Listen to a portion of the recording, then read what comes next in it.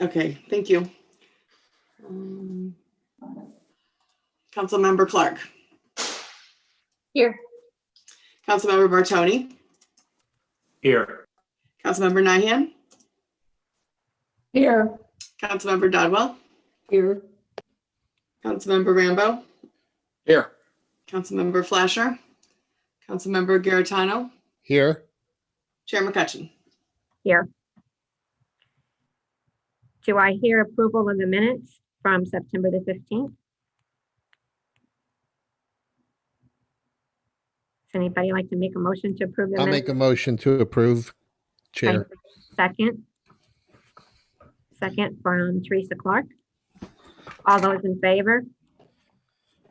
Aye. Any opposed? Any abstain? Motion passes. I'll abstain on that. I wasn't at the meeting. Okay. So Kathy, is there anybody that would like to speak this evening? There's no one else on the call besides the participants. Thank you. Under action items, our first item is planning matters. The presentation of the department's operating budget for its planning functions for fiscal year 2021. Joe? Thank you, Madam Chair. Madam Chair and members of the committee, as you've experienced over the last couple of days, each of the departments here at City Hall have been presenting their operating budgets as well as capital improvements for a single year, the capital improvements program, and then the 5-year plan thereafter.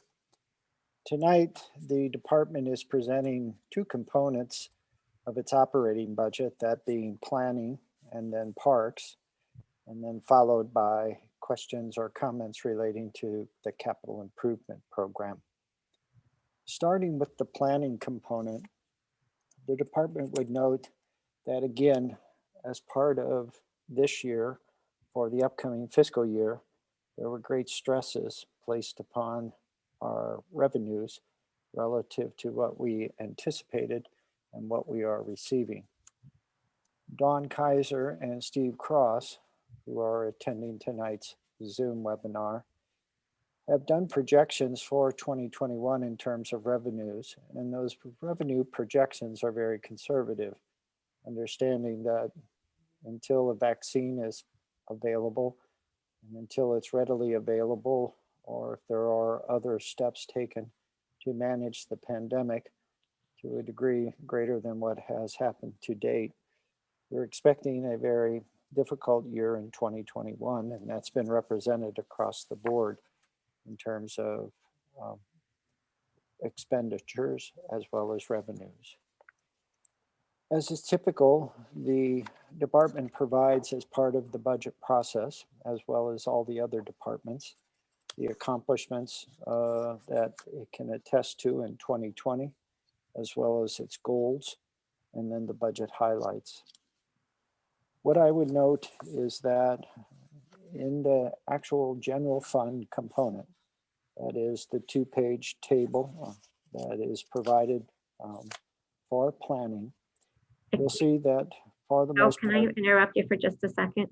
Kathy, can you share the budget sheets with us on the screen? Yes, I'm getting Gary Cruz into the meeting, so Okay, I'll I'm sorry, Joe. get it right up. Sorry.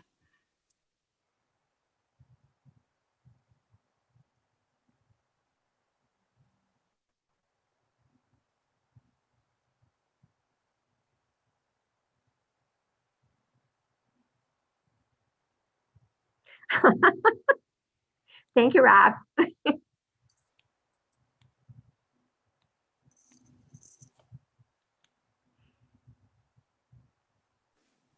I'm just being a wise guy. I don't think you can see it. A pie chart. Good.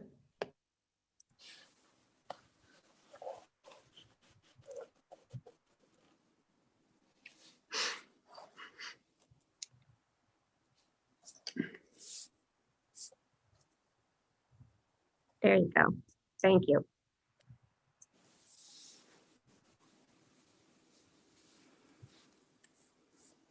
So from the perspective of just the overview, what is being provided to you in table form is a 3-year, I should say a 4-year window. What we actually did in 2018, the actual budget in 2019, what we started with in 2020, what we anticipate ending in 2020, and then finally the projected budget for 2021. And as you can see, generally speaking, there is a downward trend reflecting the direction of the mayor relative to a balanced budget. And as we always see, the lion's share in the Department of Planning in terms of its expenditures is for personnel. The Department of Planning and Parks generally has the largest number of employees. As you know, we have an assistant director, senior planner, and several other positions. Looking at the specifics, certainly I'm sure you've had opportunity to do such, but I would just want to call out a few items in terms of operating expenditures. You'll see that for the most part, what we're looking at in terms of increases have been limited to printing and postage.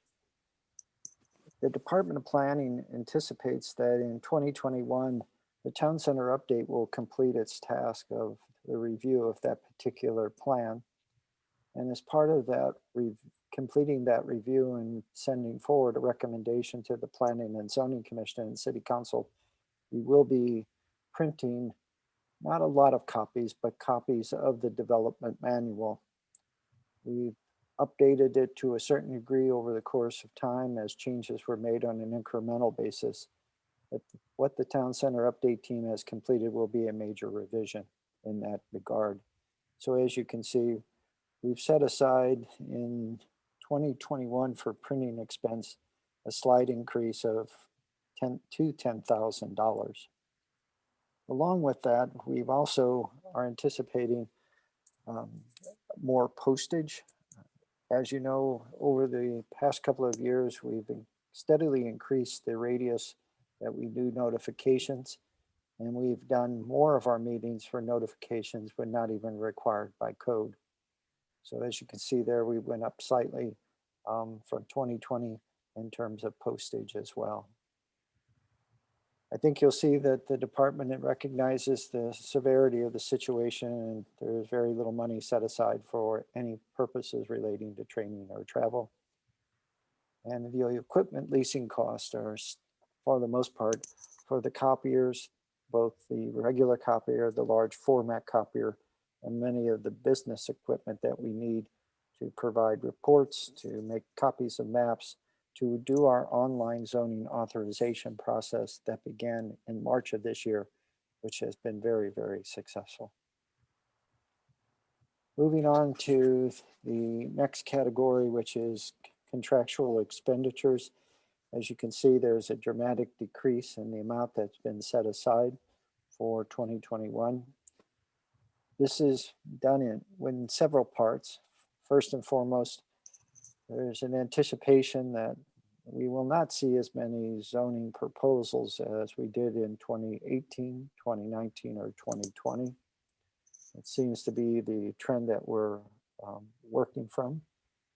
Secondly, we'd like to think that many of the services we receive from outside consultants, we can shift that burden to the developer or the entity requesting reviews. And then thirdly, we hope that staff will be able to accommodate a more hands-on approach to many of the things that we depend on consultants for in 2021. Then finally, as you can see in special projects, we just have two. The first is a small amount, $3,500 for our commissions. This is for the Planning and Zoning Commission, the Historic Preservation Commission, the Board of Adjustment, those standing committees that for whatever reason may have certain expenses associated with their charges in meeting the requirements of the ordinances that enabled them. And then finally, the City Council most recently approved the historical inventory of properties that form our survey. We are actually doing that survey not only for this year, but for the next couple of years. So the price of $2,000, which is a bidded price, is shown in 2021. That individual has already started that process for the Historic Preservation Commission, which will be then referred to the City Council for its review as well. All in all, the percent decrease over 2020 to 2021 is 10%. Over a 3-year cumulative period, it is 7%. Madam Chair, I'll be glad to answer any questions regarding the budget. And again, I would note that Mr. Cross, Ms. Arnett, and Ms. Kaiser are here to assist as well. And thank you. Kathy, I know I saw Rob's hand up. You want to give us the order in which people raised their hands? Yes, Councilmember Rambo, then Dodwell, then Bartoni. That's awesome. That works great. Yeah, Joe, this may be a minor point, but in several council meetings and so forth, folks come to complain about certain things, and they invariably lead with the quote, "I wasn't notified." And I don't know how in the world, without sending a postcard to everybody about every issue, you guys can keep them apprised of the public apprised of those issues. I see some of the same issues that they're complaining about published on the website. It's on the agendas. It's on, via emails. Council members have newsletters, all those things. And I'm just wondering if you've looked into anything, creative options. I know those electronic signs along the road, they might be expensive, but I don't know. I'm looking at a way to inform people better without blowing the postage budget, because it's not clear to me that unless you guys get a lot better rate than I do, which of course you probably do, I see the money that you put in there for postage being adequate to keep everyone informed. Can you just speak to that in general? In general terms, we're following the trend from previous years, recognizing the Postal Service does occasionally raise the price of first-class mail. The zoning ordinance does contain a required mailing for any rezoning proposal, but beyond that, there is no other requirement. The Department of Planning, at the urging of this committee over the years, has expanded that to the information report, which is the department's report to Planning and Zoning Commission, so the first action. And we've also done it for the letter of recommendation, which is the commission's final action. We also cover the cost of postage for the public hearing before City Council. So there is, at least in terms of a rezoning, 4 mailings to an individual within either a 1,500 to 3,000 foot radius. In terms of what else we do, I think Ms. Arnett and I struggle with that every day. We have the newsletter, which publishes a lot of our meetings and items that are being considered. We have the website, we have Facebook, we have several versions of Facebook. We have Twitter and also Instagram. We do our best to try to get that information out. Legally, we put it in the St. Louis Countian, which probably no one reads, but it meets the legal requirement under state statute. We're always open to suggestions in terms of how better we communicate with our residents. But at the end of the day, I don't want to sound inappropriate, but there is a responsibility on the residents if they're interested to participate. Absolutely. Absolutely. And I wasn't suggesting otherwise. You guys do a phenomenal job of getting the word out to every corner of Wildwood, but it seems inadequate. And it seems like more of an education process to let the populace know that, hey, as we redesign our website, it may be a good place to put some, here's what's happening, and keep people informed that way. But it gets tiresome to me, and I've only been listening to it for a short time. I can't imagine how tiresome it is to somebody that's been here for a quarter of a century to listen to the same thing over and over again when you've done everything but climb up on the roof of City Hall and scream about it. So but this postage, this contemplates that you're trying to do more mailings this year, or is it just reflecting the cost of the increase in postage? Well, what it reflects is there's a number of committees or task force that are out there right at the moment. Some are concluding, like the Town Center Update Team. Others aren't, like the Watershed Erosion Task Force, the new committee that was just formed to look at organizations in town, in the city, and what they're doing and how we may coordinate. There's also the general requirements for the Board of Adjustment, the Planning and Zoning Commission, the Historic Preservation when they hold public hearings. So we have a fairly broad number of committees, task force, and commissions right now. And some are temporary. They're not intended to be standing committees or commissions, but we're, again, anticipating that in 2021, a lot of them will be very busy because we'll have that time. Thanks. I didn't mean to take up as much time as that did, but it addresses a larger question. So appreciate your time. Member Dodwell. Thank you. I wanted to go over, if we look under, is it special projects where you've got the Strecker Forest environmental assessment, et cetera. It looks like you've taken any and all funding for that out of the budget. I just want to make sure we have a way, should something come up after we complete the initial assessment that we feel requires further study, or is that sidewalk implementation that's going on in that particular area already covered under budgets for that particular project? Sidewalk is being covered under, I believe, the Department of Public Works' Public budget Works. Okay. via the Capital Improvements Program for 2021. What I would say, Ms. Dodwell, is the reduction in the amount isn't a reflection on its importance or lack of importance. The department fully intends to be prepared to address any needs regarding Strecker Forest, and we'll do that through the contractual services. And sorry, the lights are going out. Okay. You need to dance for a little bit, Joe, and then they'll come back on. And we can catch you in that wonderful move you make, I'm sure. Thank you very much. I just wanted to clarify that. I just wanted to ensure that we did have fundings if they were needed, as Councilmember Bartoni and I both expressed at the last council meeting. Let's not put the cart before the horse. Let's see what comes of the phase 1 assessment. And I thought this was the best approach, just to make it a standard contractual service. It Okay. gives us more money and more flexibility. Okay. Thank you. Councilmember Bartoni. Thank you. I just want to start off by, thanking and probably even congratulating Joe and Kathy and Steve and Gary and your whole team for putting this budget together. I mean, every business is having to reduce a budget. That's tough. And thank you for the effort that you did to do that, because I know you had to make some difficult decisions. Before I get to the question I had, kind of going back to what Rob was talking about on postage, and I agree with you, Joe, that I think the residents have to take a little bit more responsibility for the participation. But I have sensed recently some frustration with residents that more residents just aren't involved.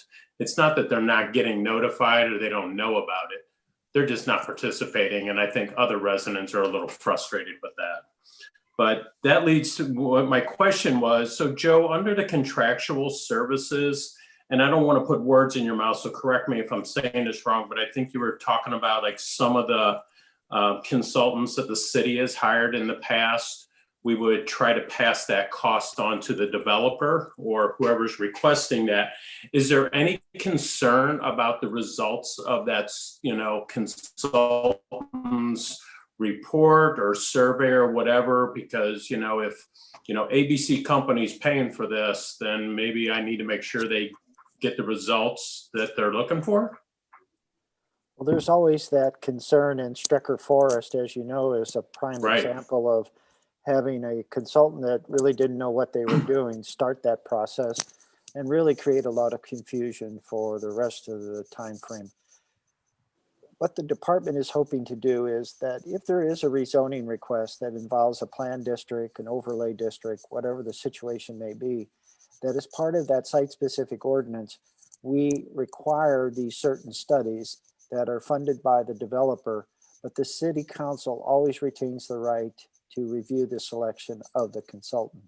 That Okay. way, if there is an issue, we all can identify it early on. Okay, thank you. I'm more comfortable knowing that. I have a couple questions. Instead of publishing the development manual for town center, can we just place that on the website? And that would, We entirely intend to, but there's still a group of people, architects, some property owners, particularly seniors like myself, that still like to see a published book. And for whatever reason, we generally like to keep up a supply. Printing is expensive, and so we're not going to make a massive run, but we thought we should have at least some paper copies.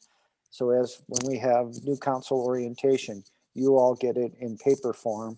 And that's one of the things we do. So, okay, and then my other question slash concern is, while I've been very supportive of the pond athletic donation, I understand there's some legality questions around that donation, but I saw it was still a line item.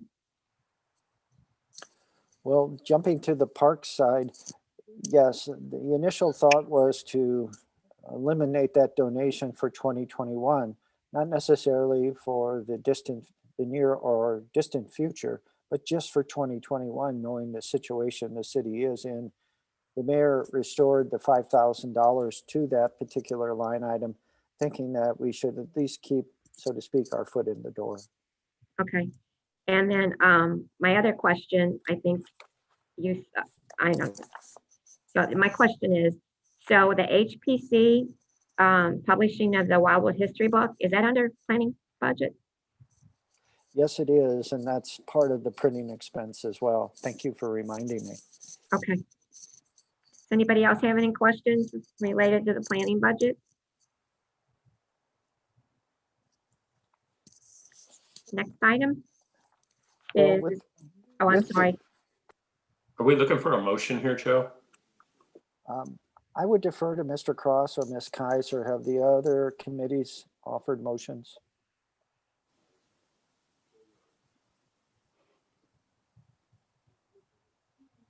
Yes, I'm sorry. They have.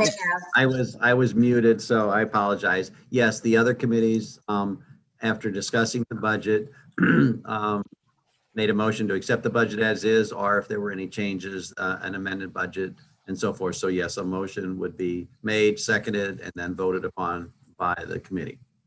Thank you, Mr. Cross. Yes, I'll sir. make the motion to accept the budget as presented. A second. All those in favor? Aye. Aye. Any opposed? Any abstain? Motion passes. Thank you. And with the permission of the chair and the committee, can we just kind of move into the parks budget and not necessarily do the next two planning matters and then return to them as we complete the budget? I was just getting ready to suggest that, so Thank please you. move forward. With the assistance of Ms. Arnett, maybe we'll show that cover page for the parks budget on share screen.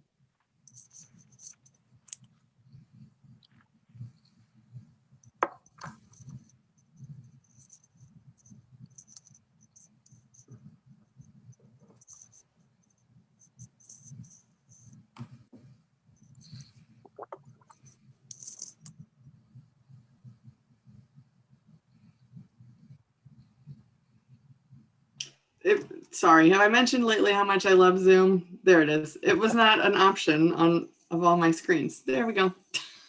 All right. Thank you, Ms. Arnett. You're welcome. Madam Chair and members of the committee, the second component of the department's budget is parks. And as you can see by the trend analysis that's been provided by Mr. Cross and Ms. Kaiser, in 2018, the budget was just over $1 million. In 2019, almost 1.2 million. And then in 2020, due to concerns about expenditures, then COVID-19 and mid-year projections, the budget dropped below $1 million. Given the cancellations that have occurred relative to our events and activities, as you can see, the estimated 2020 budget is going to be less than $840,000.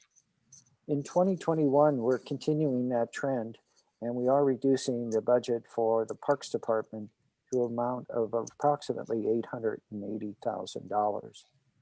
Again, in this particular instance, you can see that the main cost is contractual services, and I'll go into a little bit more detail when we get to that point. This reflects, again, 2 full-time employees relative to the Parks component of the Department of Planning and Parks, and that is our superintendent and our recreation specialist. Going to the chart itself, I just would want to highlight several items. In terms of a housekeeping matter, you'll see operating expenditures, that's item 208, equipment leasing. You can see that in 2018, it was 48,000, 2019, 53,000, et cetera. And now in 2021, it's 2,000. For some accounting quirk, probably from the director of planning, we were charging our portable restrooms and wash stations to that line item, 208, equipment leasing, but also we were doing it to service contracts, line item 262. Mr. Cross and Ms. Kaiser thought it best that we combined the two together. And so we've chosen the 262 line item service contracts. So that explains the significant drop in equipment leasing and the corresponding increase in service contracts. Also, in this particular budget, we did substantially reduce the amount of supplies for recreation purposes. And the reason we did that, for the most part, is COVID-19. We do not believe that we'll have many of the smaller events or pop-up types that we had in previous years. We are hoping to do some of the major events at some point during the year, whether virtually or in person. And those major events are part of the schedule that was provided as the packet of information. And so again, we went from an estimated in 2020 of $85,000 down to $65,000. And typically that is our major expense. I will also draw your attention to special events. We did reduce that somewhat. That typically goes toward our business appreciation reception, as well as our board and commission appreciation dinner. We think we can do those 2 events and do them very well, but at a reduced budget price. Overall, though, you can see between year to year and 3-year trend in this particular component of the parks budget, operating expenditures, there's a reduction of 13% between 2020 and 2021, and over a 3-year period, a 22% reduction.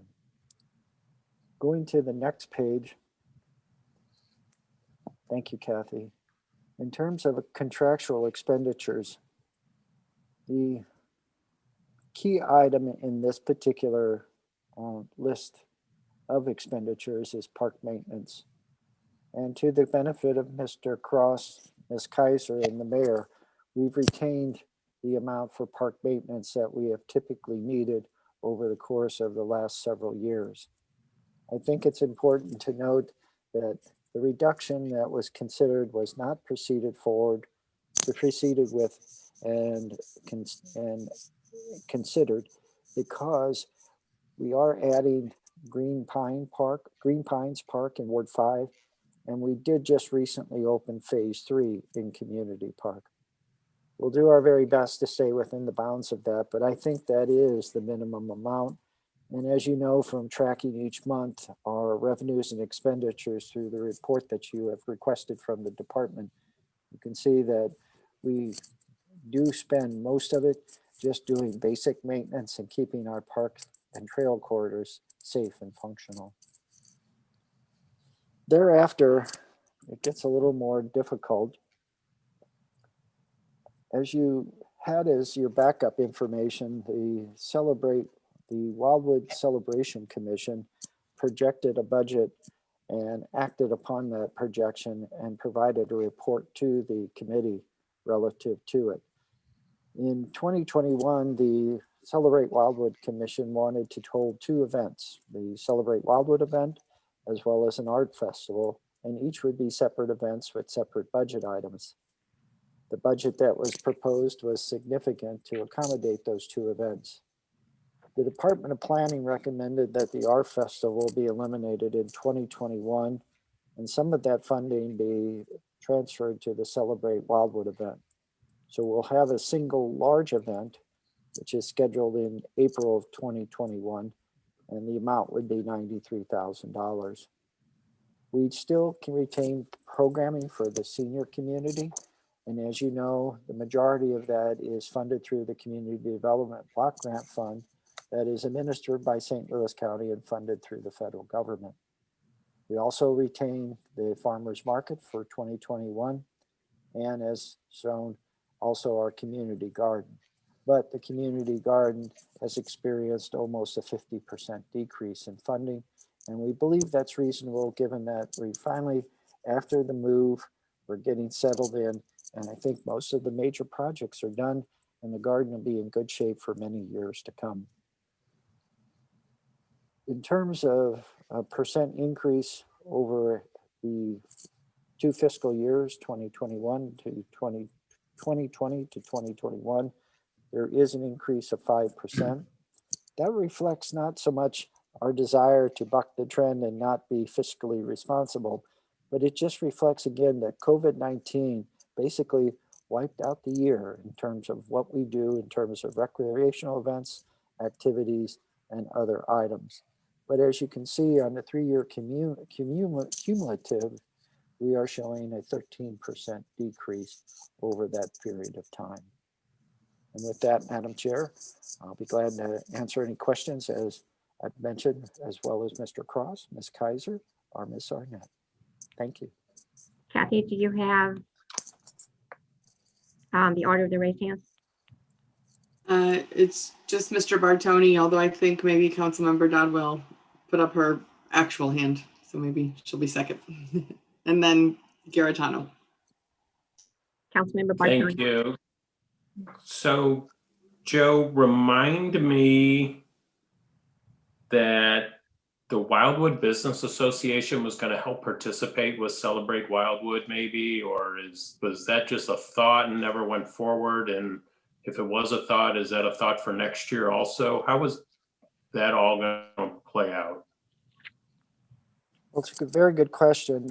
As you know, prior to COVID-19, the previous organizer of the barbecue bash decided not to proceed forward with Wildwood as the location. Stepping in to offset that loss of a popular event was the Wildwood Business Association. And they were going to do a standalone event, primarily organized by its members with some assistance from the city. As COVID-19 became more prominent and we realized things weren't going to be as we expected for 2020, the thought was, instead of doing two separate events within a few weeks of each other, the Wildwood Business Association in the city would do a combined event under the heading of Celebrate Wildwood. As you know, we ultimately had to cancel the Celebrate Wildwood event for 2020, which meant there was no opportunity for the partnership with the Wildwood Business Association. The department originally had funded a barbecue bash event, knowing that there is a desire on the part of the Wildwood Business Association to do that event in September of 2021. But again, given the direction from the mayor to provide a balanced budget to the committee, that was one of the items that we just thought, instead of funding that, putting our money toward a Celebrate Wildwood event, which again, we would be more than happy to offer partnership opportunities to the business association. Okay, so the event could still take place. It's just right now the city's not making a financial commitment to it. We're not making a financial commitment, but unless the committee would tell Ms. Arnett and I differently, we'll make a commitment to the Business Association that they can have a major role in the Celebrate Wildwood event for 2021. Gotcha. Thank you. You're welcome. I lost my place. I'm sorry. Councilmember Dodwell.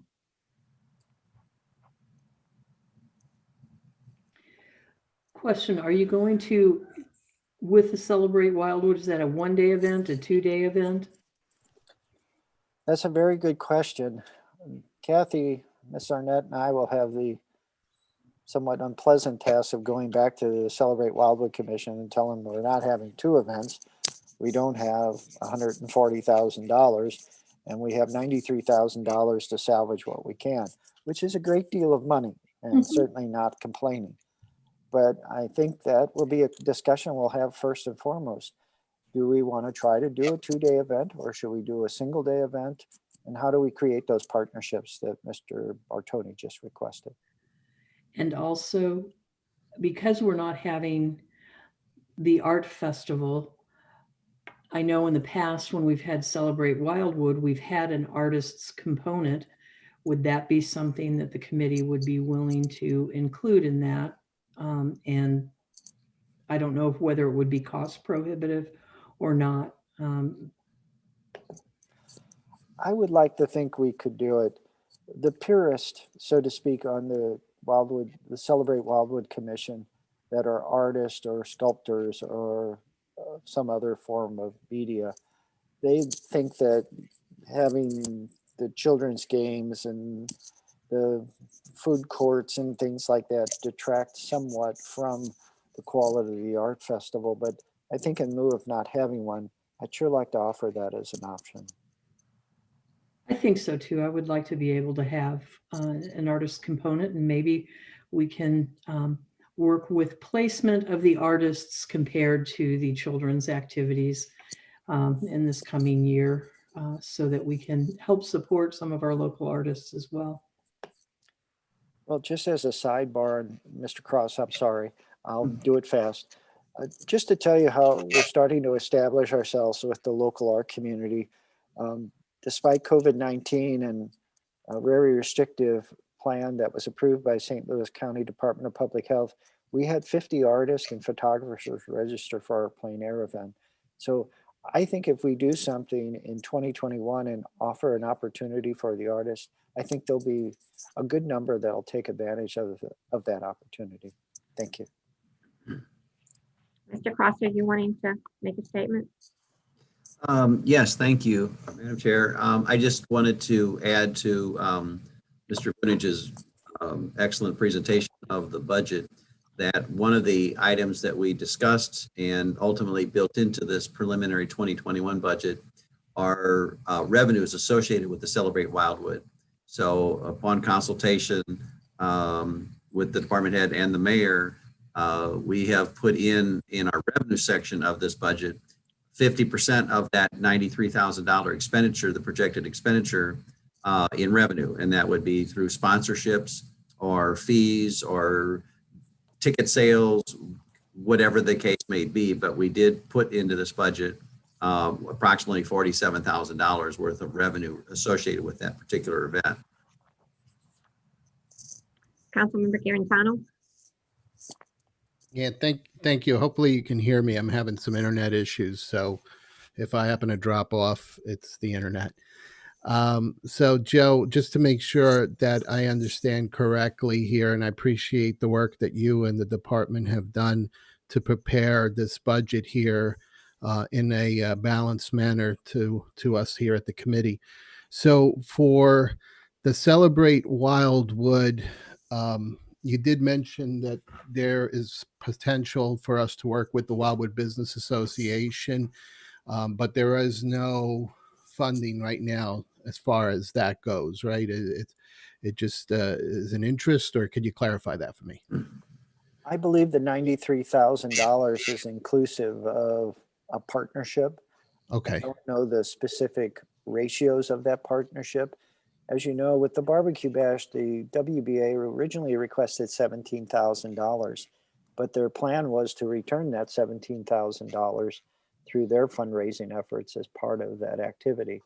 So I think there is an opportunity to help them and to fund some of the items they need to be part of a successful Celebrate Wildwood. Okay, and that I guess the reason I asked that question is because when we were proposing the budget for Celebrate Wildwood, I think we had allocated 95,000 in there, but I don't think that included any kind of consideration for the WBA. That's correct. We were thinking the WBA event would be standalone. Got it. All right. Well, then at least there is some flexibility there. So I think that's a good thing, that we may have some funds in there that we can work with the WBA, and hopefully, if the plan that they had discussed with us in the past still holds true, then we would recoup a good portion of those costs. So we can obviously figure it out when we're in committee and in further discussions with the WBA. But as far as then the art festival, we will not pursue one for 2021, right? We will not pursue a standalone art festival for 2021 under this proposed budget. But as Ms. Dodwell just mentioned, we may want to have a smaller version of it, focused more on local artists that have worked with the city and been participants with the plein air event in the past or our previous art festivals. I think Okay. there's a lot of opportunity. Well, that's good, and I do agree with that sentiment as well.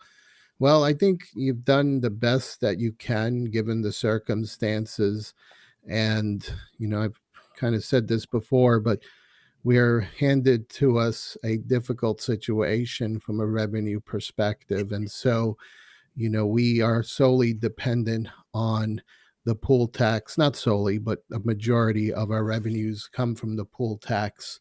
And we do not have, like some other cities, a property tax, which some cities are considering, whether they have one or even increasing one. So for us, we are kind of have our hands tied when it comes to revenues, because we just have to rely on what the pool tax is. And I've talked with some folks yesterday. We are in a good position, our city, because early on in the incorporation we were able to sort of save a lot of that money and put it into a general fund. But our contribution to the general fund has diminished over the years as our expenditures have continued to grow. However, our revenues have not grown at the same pace. And part of it is also due because of the trends with shopping and sales. People are buying online, and Missouri is one of 2 states in the country that right now we do not benefit from online sales tax. So that is a missed revenue opportunity. At the same time, there's a major effort to take away our video franchise fee, which is $400,000 in revenues that we collect. The lobbyists for the cable industry would like to see that be taken away so that they can get, I guess, kind of an advantage over the streaming services. So we are in a good place. I think, it's a tough pill to swallow for the folks that are very passionate about our art festival, but hopeful that I think we'll be able to work something out. I did speak with the chair of the Celebrate Wildwood committee today, Susan Siebert, and explained to her the situation, and obviously understands the predicament that we're in. But I think too, we are in a good place, and we want to continue to stay in a good place. And so, a lot of cities around us are struggling because they don't have the kinds of revenues that we have. And so I was looking at some notes today of some of the cities here in St. Louis County. Richmond Heights is having some issues there regarding their general fund and how they'll see if they have any reserves by the end of their fiscal year here. And then we've had some other cities where they've had to reduce staffing and so forth. But what concerns me too is that we have the city of Chesterfield, who, as we all know, has been very vocal regarding the pool tax. And they're also talking about budget constraints there, but there was an article in the West News that they have decided to renew their lobbyist at a cost of $40,000 a year. This is the lobbyist that was working on the pool tax. So I think we also have to be aware that there can be continued forces impacting the pool tax, which we so much depend on. So at this point, my 2 cents are, I think you presented the budget that's as best as you can do, and it's fair, and I commend you for that, and I'll support your budget. Councilmember Rambo? Yeah, I'll also support the budget. I have a more general question.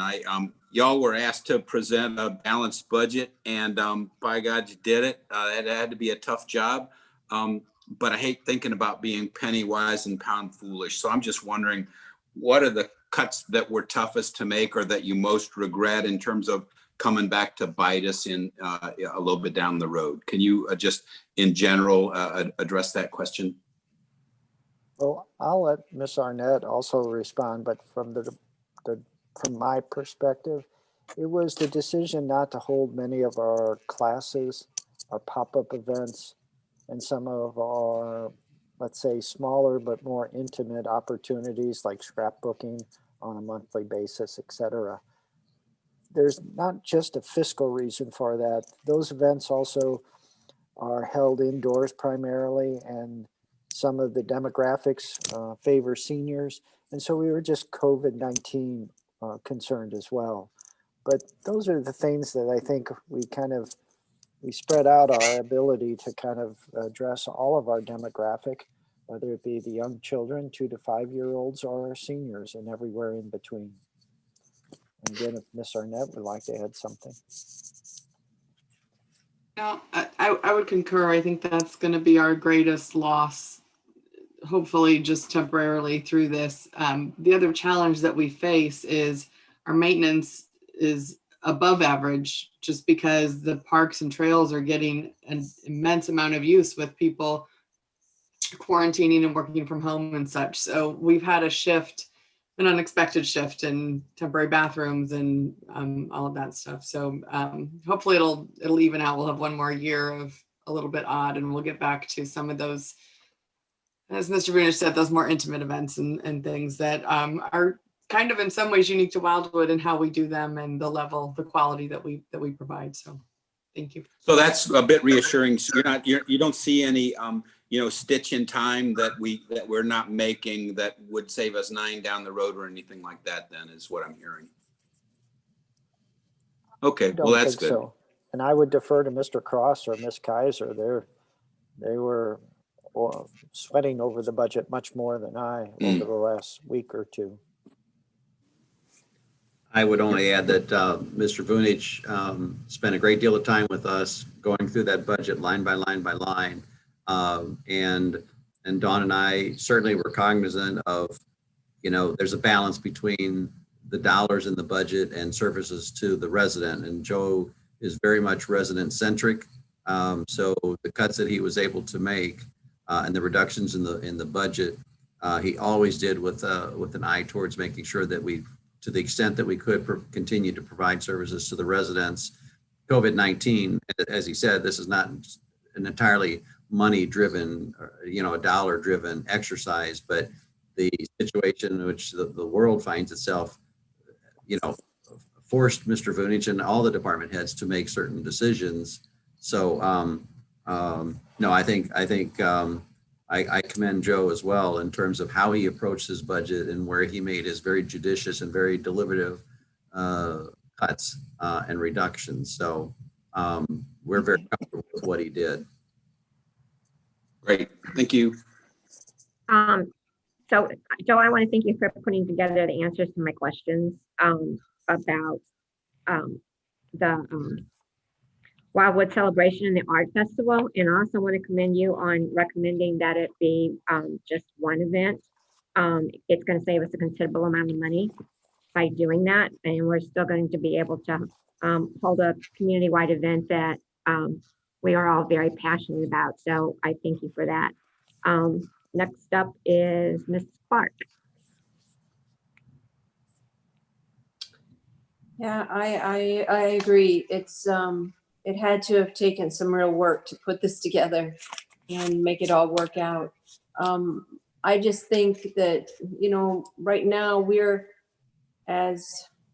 all of us as residents of Wildwood want to be a part of Wildwood, and us especially, but there's all kinds of people out here that want to be a part of Wildwood. And I think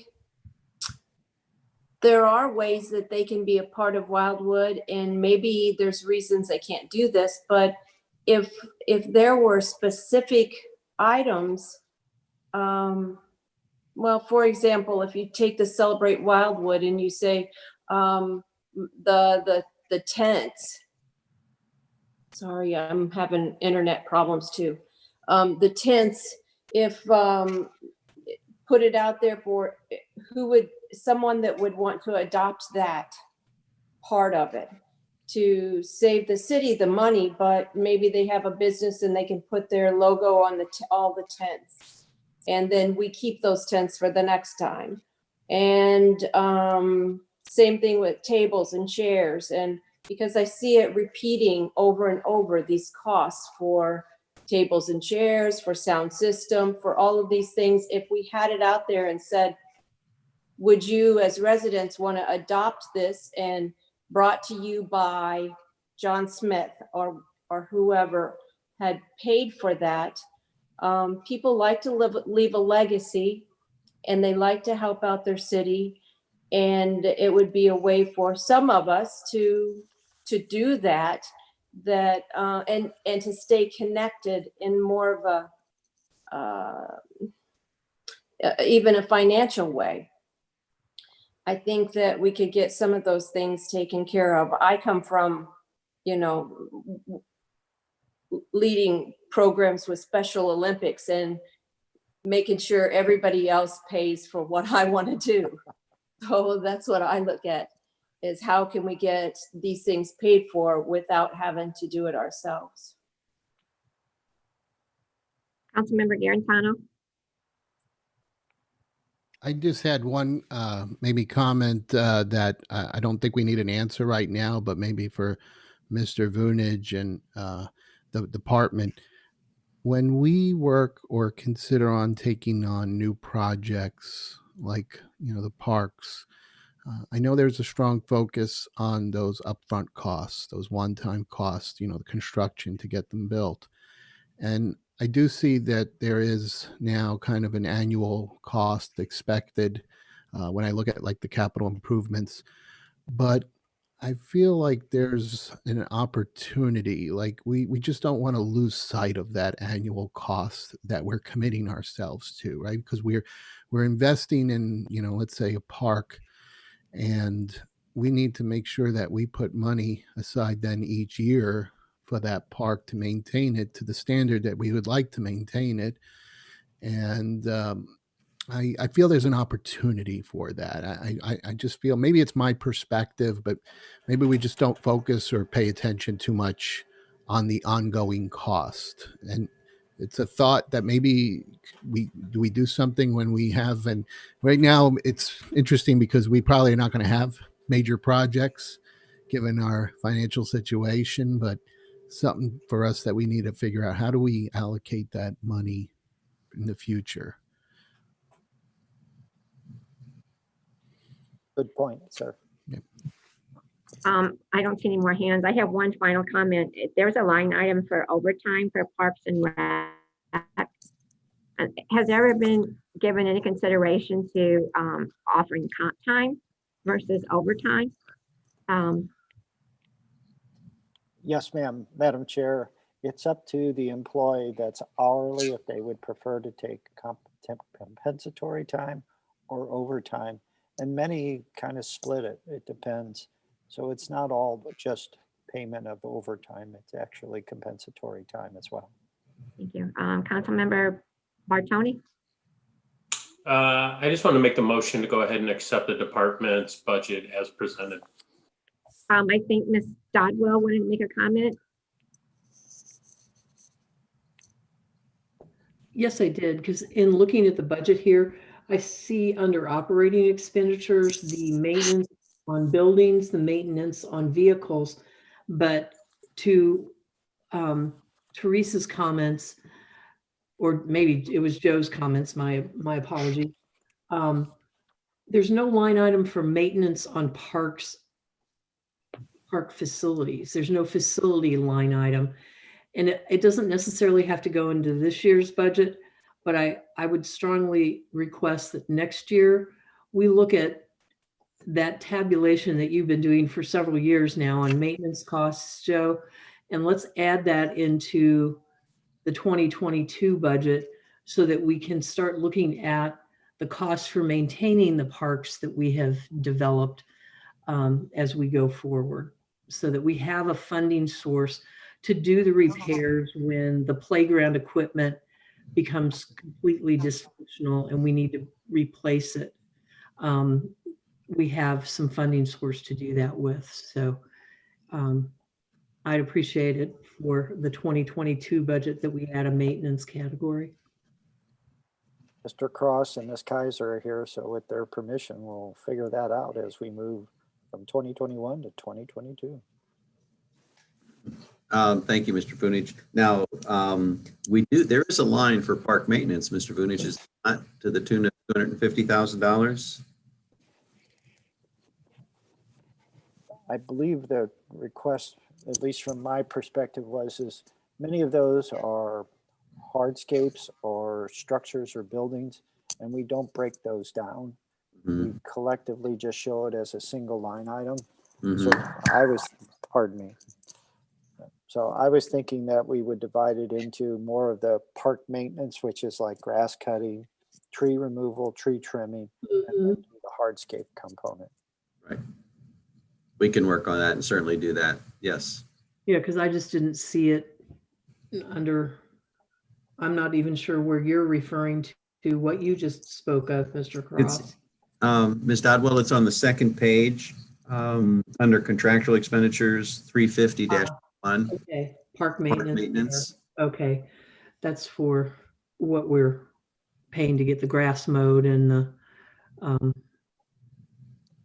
graffiti removed from some of the structures. It's kind of the big bucket. And we can make smaller buckets so you can have a better understanding, I think. Councilmember Bartoni, would you like to restate your motion, please? I'll make the motion to accept the department's budget as presented. A second. All those in favor? Aye. Aye. Any Aye. opposed? Any abstain? Motion passes. Thank you all. The last item relative to the budget is the capital improvements program for 2021, and then the capital improvements plan for the 5-year period starting in 2021. And I won't go over much of the watershed erosion component that was discussed thoroughly, I believe, last night at Administration Public Works Committee. I do just want to say that for 2021, there are a couple of projects that we're looking at. One is some improvements to Bluff View Park. As you know, that is located on Old State Road, has the scenic overlook of the Merrimack River Valley and the Crescent area. Gateway Off-Road Cyclist is going to do some trail development in that particular park. And we were thinking we could complement that with some improvements to the parking area, some shade structure so that there's better picnic locations, etc. We have applied for a grant. We won't hear about the grant till probably near the end of the year. So that could be a yes, that could be a no, depending on the grant application and the success of it. The other project is one that's part developer financed and city financed. When McBride and Son Homes developed the manors at the Meadows of Cherry Hills, they provided to the city $11,000 for a pedestrian crossing between that subdivision and the manors at Cherry Hills. And we've gone through the process of having the engineered drawings completed. We have Architectural Review Board approval, as well as the Planning and Zoning Commission's action, which was favorable. So this year, we're hoping to build that pedestrian bridge and connect those two subdivisions. Other than that, there are two major planning initiatives. One relates to our town center village green, and the other is, and I hope I say this right, Portner Park? Partner. It's partner. Partner Park. And what we would like to do in 2021 is to explore some of the opportunities in both of those. One being, see what we've got in terms of that 27-acre donation on Hinken Road, and then take our concept plan, our master plan from Human Nature, and begin the design and engineering associated with it. Thereafter, quite frankly, in the 5-year period, I really see 4 major projects with a realistic eye. One is Bluff View, the other is Partner Park, and the other is the pedestrian bridge, and then the town center village green. There is money set aside for phase 4 of the community park, and then money for Bellevue Farms, but I would suggest that those may be projects that we may have to look at a longer time frame, particularly given the money we've spent to date in community park. The last item I just want to recognize is the Rural Internet Access Project. It has $280,000 set aside. That corresponds to an amount we believe we'll need as seed money if we're successful with our request for proposals and selection of a potential provider of internet service to either all the rural areas of Wildwood or the entire city. And so that, to me, is the minimum amount that we need to get the ball rolling in 2021. I'd be glad to answer any questions. And again, Ms. Kaiser, Ms. Cross, and Ms. Arnett are available as well. Kathy, are there any hands raised? Mr. Bunichi, So I'll ask a question, Joe. Is that the work that you're suggesting in Bluff View, does that include the accessibility and handicap accessibility, or whatever the PC term is, the accessibility improvements in that area? Yes, we'd love to be able to make that scenic overlook accessible. Yeah. I mean, there's not quite Great. another location, at least publicly available, like that in many locations up and down the river. I agree. The only ones that I know of, you have to walk 4 miles back into the woods. So that would be a wonderful news. It would be. I agree. any other questions for Mr. Bunich? Mr. Bunich, do you need any kind of a motion on this? Madam Chair, I would respectfully request a motion endorsing the capital improvement program for fiscal year 2021 and the 5-year plan as presented by the department. Do I hear a motion? Ms. Sure. Clark? I'll make the motion. I'll second. Okay, Ms. Clark, do you have a question? Are you? No, I was just going to make the motion, but I will second it. Okay.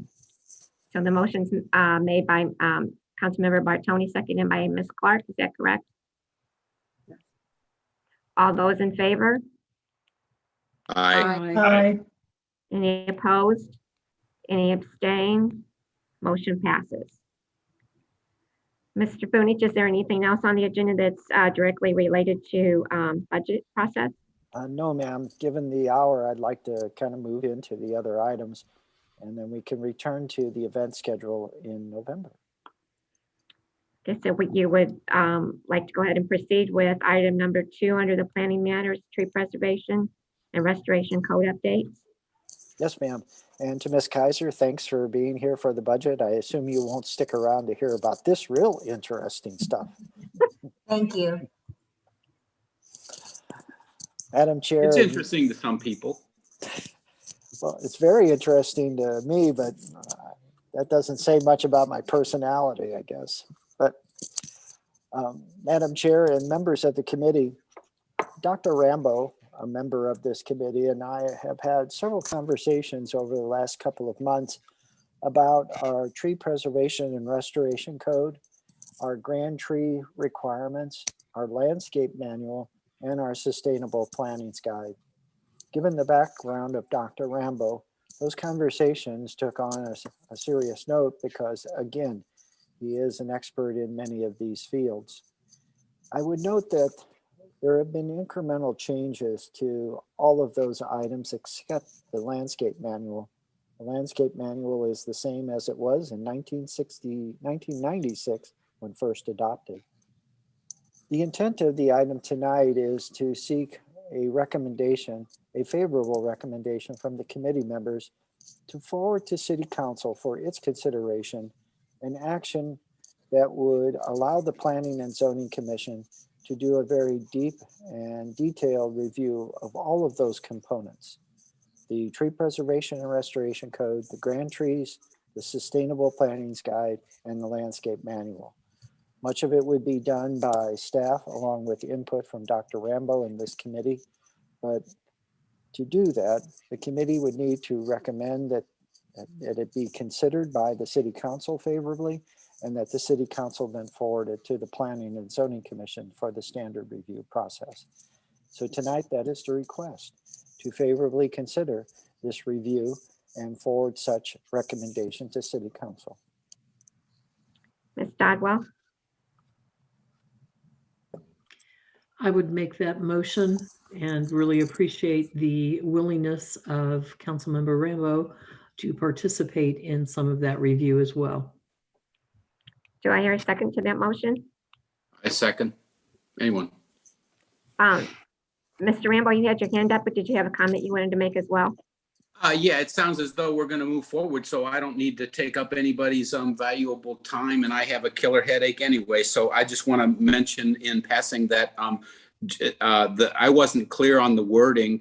Turns out I should have been, because this is a rewrite of Chapter 14 of the Municipal Code, which is a rework of it, an examination of it, I guess I should say, which is entitled Tree Preservation and Restoration. So it covers everything. I missed that. And so I just wanted to make sure that everybody was aware of it, but it's time and past to do this.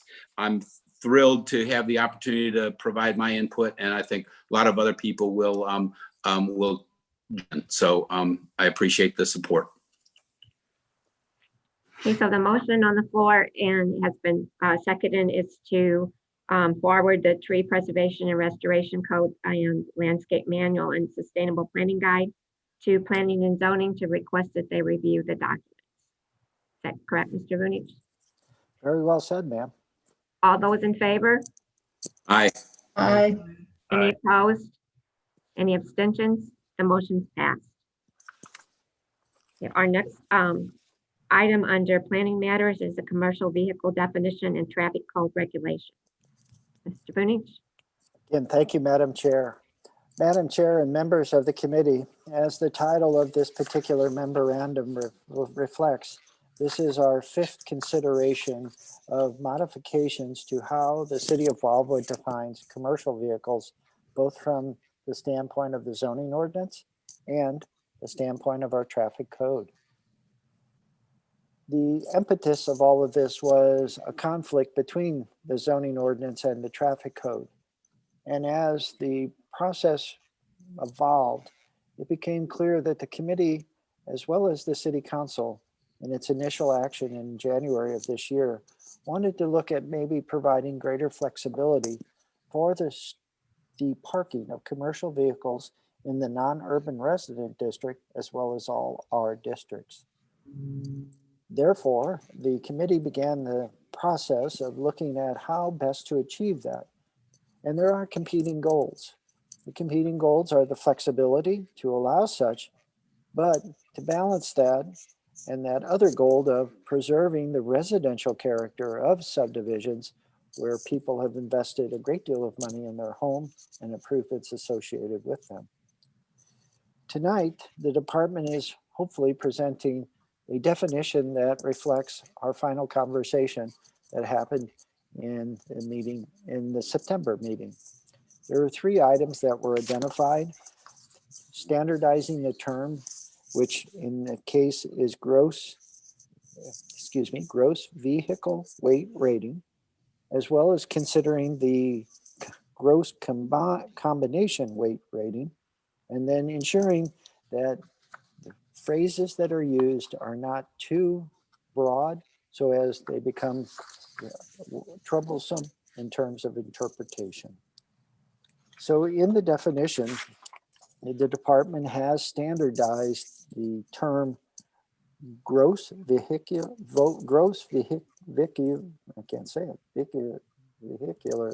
vehicle weight rating, and added the gross combination weight rating. Now, that might be the most controversial aspect, because the combination rating reflects a number of additional items that are identified in the footnote associated with this memorandum. It is inclusive. Let me find it here so I can reference it appropriately. It's inclusive of the vehicle, passengers, cargo, plus the mass of the trailer and cargo on the trailer. And what the department did is it kept the weight limit at 10,500 pounds. So it could be a single vehicle at that weight limit, or a vehicle plus trailer with load at that limit. The reason the department chose that approach is it had concerns that if we increase the combination weight, we would get larger trailers, larger vehicles, and ultimately we would get vehicles that would not be suitable for residential settings. So what this would achieve, in the opinion of the department, and it's certainly an opinion that might not be shared by all, is that we would have smaller vehicles, but trailers associated with them, not necessarily large vehicles and large trailers. And that's what the department was trying to avoid. With that, Madam Chair, I've identified the major component of the change to the definition, and am available for any comments or questions in this regard. Thank you. Thank you, Joe. Councilmember McHugh? Thanks, Madam Chair, for letting me join your meeting. Can you hear me okay? Great. So I think a lot of mine's going to be directed to Joe. And Joe, you know, I was kind of advocating, Lake Chesterfield's had some issues with trailers and unique vehicles. And I know that you and I have talked in the past about several in particular ones in my neighborhood. So I guess in your memorandum, there's differences where you use this 10,500 and then I see a 10,501. I show it inconsistent in the document, just to point that out. But I guess my question is that I guess I'd like to see a little bit more language in here. I understand you didn't want to go too broad, but I also want to provide some additional language, maybe not limited to, in when you describe a tow truck, stake bed truck, flatbed truck, step van, all of those, but then, but it's not limited to just those. And it opens up for those unique homemade type vehicles that could be construed as commercial. So that's my first point that I'd like to see or discuss. And Joe, would you rather hit these one-on-one, or do you want me to continue with my questions? If you want to just continue, if that's okay with the chair. Fine. Okay, thank you. As far as the times and enforcement, so the question is that me being in police work and working with St. Louis County as well, is that I understand that the traffic code, the police kind of enforce, and then we have the ordinance or the code that your department kind of oversees in code enforcement. When some of these regulations come up, Joe, and I hope you can clarify this, midnight to 6 a.m., if your department's managing that and enforcing those codes, how are you enforcing that in those times of the day? I'm a little concerned with that. Or if I submit a picture and then you have to follow up, how are we regulating that? So that's my second question, is of the timing. The other thing is, does this address single trailers that are not hooked up at all? So if I park a trailer on the street and no vehicle with it, is there still remedies for enforcement on that? And then as far as the weight limit plus a trailer, as you know, the particular example I have in our neighborhood now, where I've asked the police to look at it, where it's a SUV with a trailer, and then sometimes it's loaded and not, they have trouble distinguishing the overall weight without looking inside the vehicle, or on the door jamb. So is this for your enforcement purposes or the police department's enforcement, is my question. So, and I guess my overall question is why do we have two? Why do we have a traffic and, what do you call it? The commercial vehicle definition, the traffic code, and the ordinance? Why can't we combine all this into one?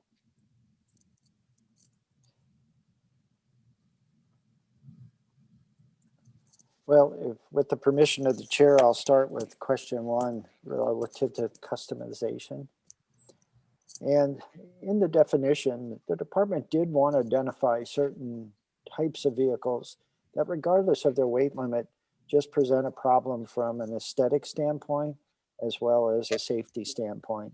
And those obviously are a garbage truck, step vans, flatbed trucks, stake trucks, tow trucks. Again, recognizing some of them are driven by individuals that are responding to emergencies, maybe. But from a standpoint of parking in a 20-foot wide driveway, 20 feet from the edge of the sidewalk, just doesn't work from their department's perspective. I think the impetus to start all of this was to allow those people that drive, let's say, a passenger vehicle, a smaller or regular size pickup or something similar, to be able to park their work vehicle at home and have the benefit of that, as well as meeting the demands of their employer. So customization, that's something we did talk about. Gary Cruz, our former precinct captain here at Wildwood, had identified that there are many types of customizations.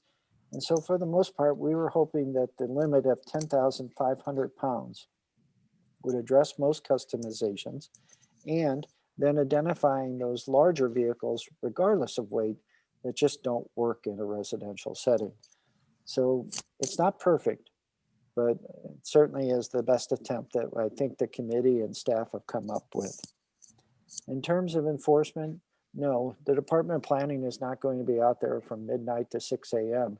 We'll depend on an individual to either submit a photograph or a complaint, and then we'll ask the police to verify. But the enforcement in this instance generally will come from the Department of Planning. That's what we found, that the police are a little more hesitant, and we, as the Department of Planning, with the benefit of the definition in the zoning ordinance, generally can take care of it in a much easier fashion.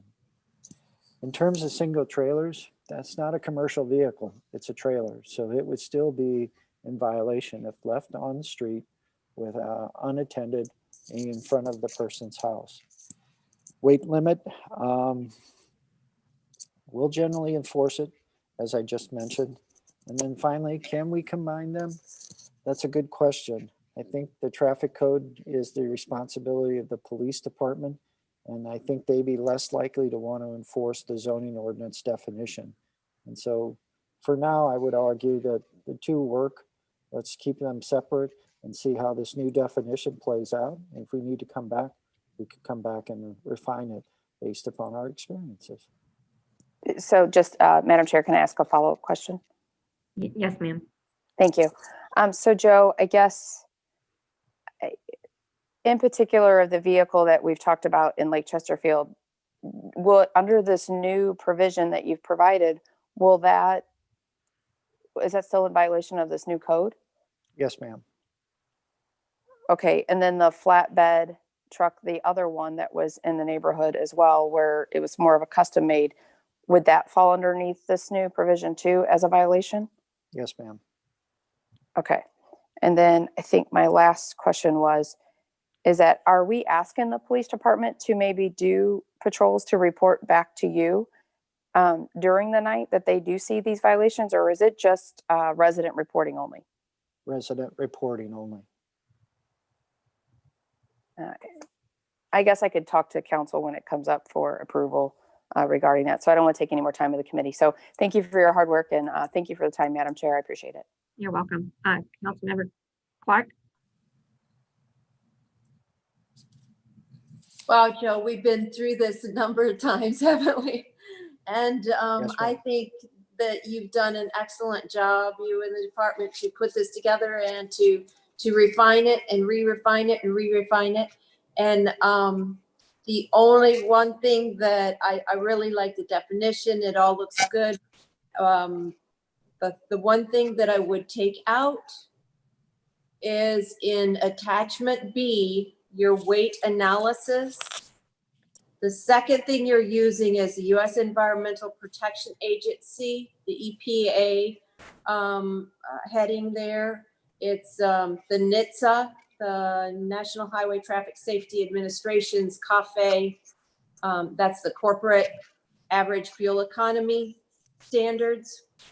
This deals only with, the CAFE only deals with fuel consumption and environmental issues. That it says here LVW, that's the loaded vehicle weight, and then it also says the ALVW, which is the adjusted loaded vehicle weight. Those are not the gross vehicular weights. Those are taking the curb weight, which is just a unit plus without a driver or passengers or cargo, and adding it to the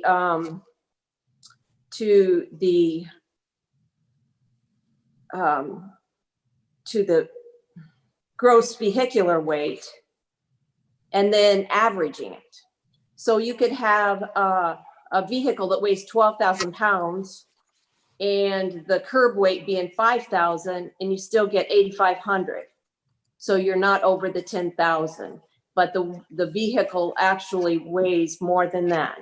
So I would take that whole section out so it doesn't cause confusion, because some of it says, you know, like this vehicle is 8,500 pounds, but it's not 8,500 pounds for the vehicle. It's just this adjusted, this calculation. It works in the calculation for environmental and fuel consumption. With the permission of the committee, I would be more than happy to eliminate that particular table, particularly if it causes confusion, which obviously it did to me, because I was assuming something that wasn't there. So if there's no objection, if a motion is made to forward this recommendation with the definitions to City Council, I would ask that that particular table be removed. Is there any objection to that particular table being removed from this document? I do not see any objection. Would anyone like to make a motion? I'll make the motion And the motion is, to accept the proposal by the department as it's written, except for removing the table at the end labeled U.S. Environmental Protection Agency. do I have a second? I'll second it with a question. Okay. So, and this question could be for Joe, or this question could be for Teresa, but is the intention just to remove the US EPA portion, or all of attachment B? Only the U.S. Environmental Protection Agency. The one above that is fine. Okay. It's talking about gross vehicular weight. It's Okay. only the second one. Was that your intention also, Joe? Yes, sir. Okay, I'm good with that then. I'll keep my second. Okay. All those in favor? Aye. Any opposed? Any abstention? Motion passes.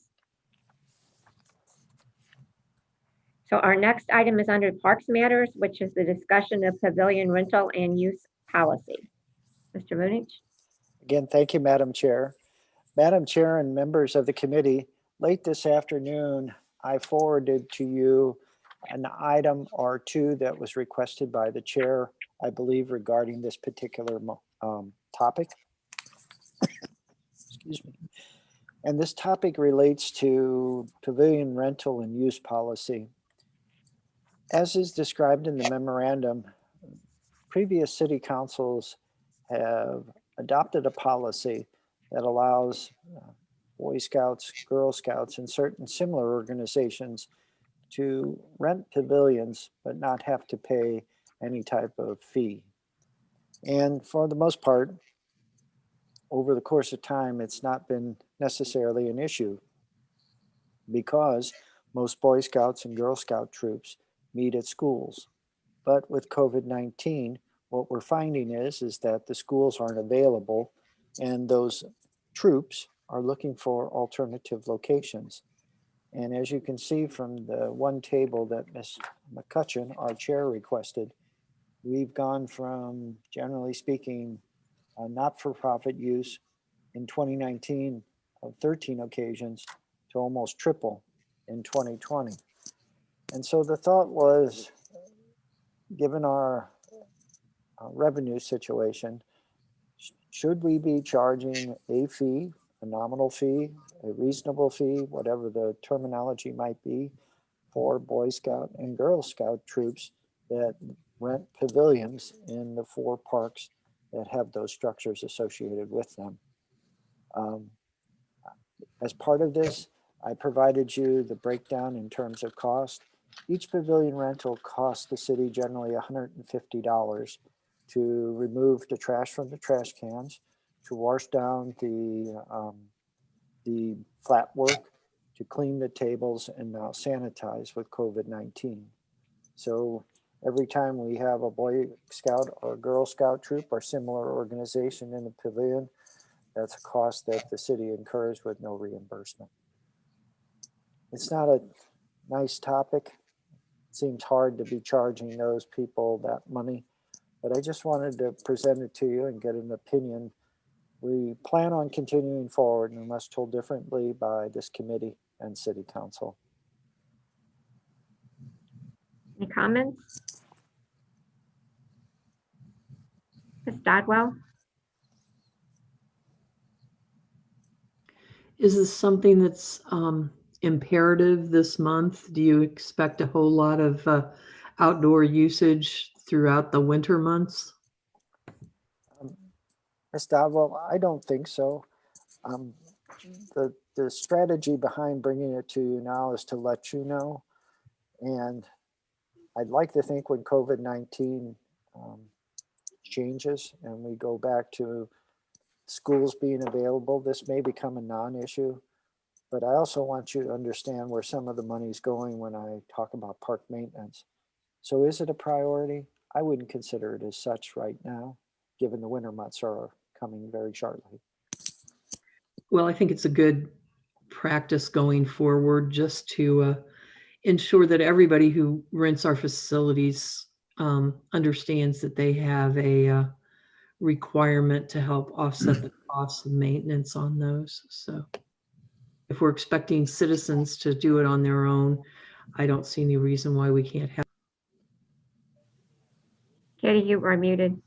I don't see why we can't have a scout troop or two absorb those same costs. Councilmember Bartoni? Thank you. Yeah, this is a little tough because you hate to pick on the Boy Scouts.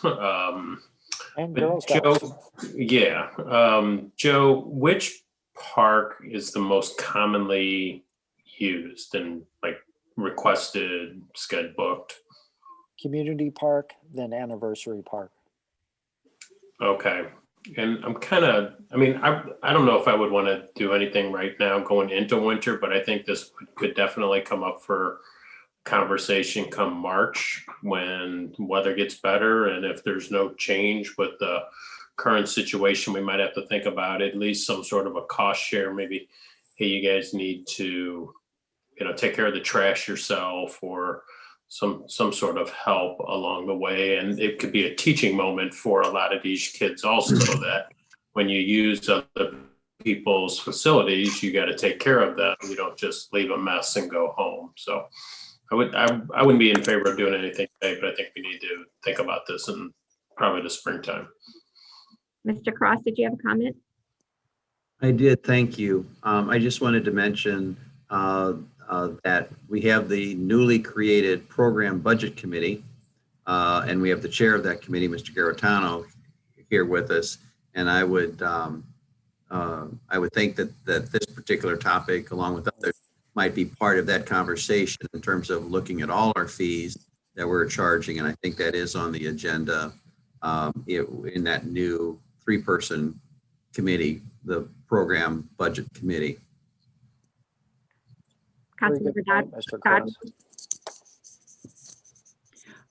I just wanted to concur with Councilmember Bartoni that the scouts need service hours all the time. So having them pick up their own stuff, handle their own trash, reset the tables, we can give them those kinds of requirements. And anything else that you need done, Joe, you can tell them to do it, or Gary Cruz can tell them to do it. And that's part of their agreement. As a member of Woodlawn Chapel Presbyterian Church, we host a scout troop, and we have them doing, they're looking for service projects, and we have them doing different projects around the church for us throughout the year. Good suggestions, both of you. Thank you. And I agree. During COVID, I don't think we should raise any prices for the Boy Scouts, the Girl Scouts, and nonprofits. But I do agree with asking them to clean up their space, their trash, resetting the tables. I think that's a good idea.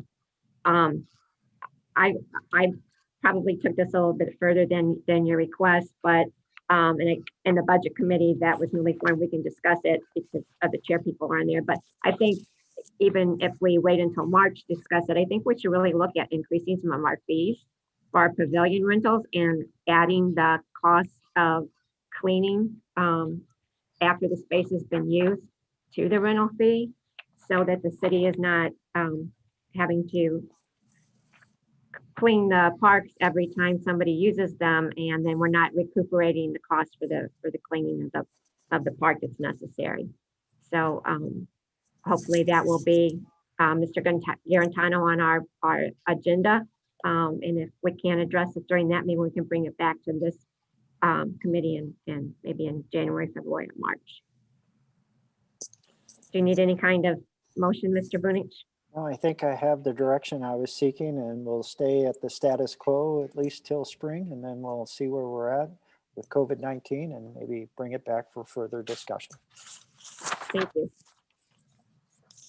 Our next item under planning matters under park matters is the results of the public naming suggestions for the community park. Mr. Bunich? Madam Chair, thank you again. Madam Chair and members of the committee, as you are aware, the committee had endorsed a naming contest for Community Park. That naming contest was held through the month of September. 53 people participated. 55 names were submitted by the 53 people. The winner, based upon just a raw score, was Green Pines Park, which we already have one. The second was Community Park. The totals of the votes were four for Green Pines Park, 3 for Community Park, and the rest just had single entries. So tonight the department is wondering what you'd like to do. Any comments? Are there any pines over there, Joe? I haven't driven over there. A lot of cedars, but no pines. That's what I thought. Ms. Dodwell? I'd like to make a motion that we move forward with the naming of the park as Green Pines Park.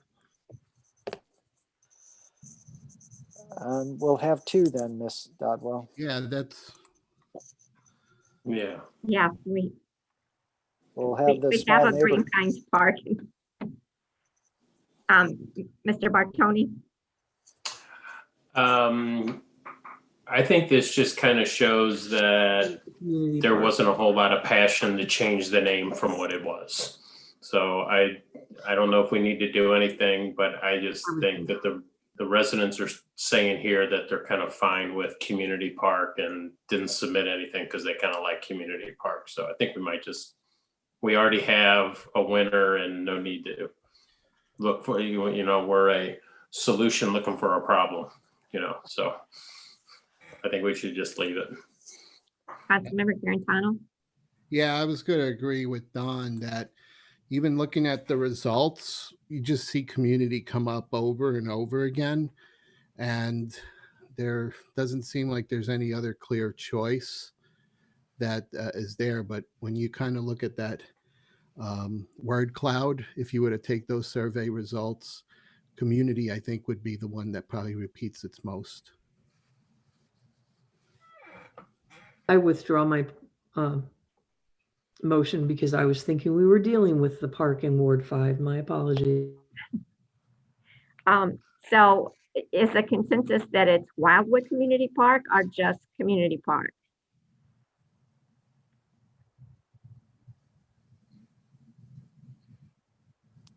Well, if you're looking, we call it. I'm actually fine with either. Yeah. Mr. Booney? When we talk to residents and others about the facility, it's always just community park. Do I hear a motion for naming the park or a suggestion for revisiting naming the park?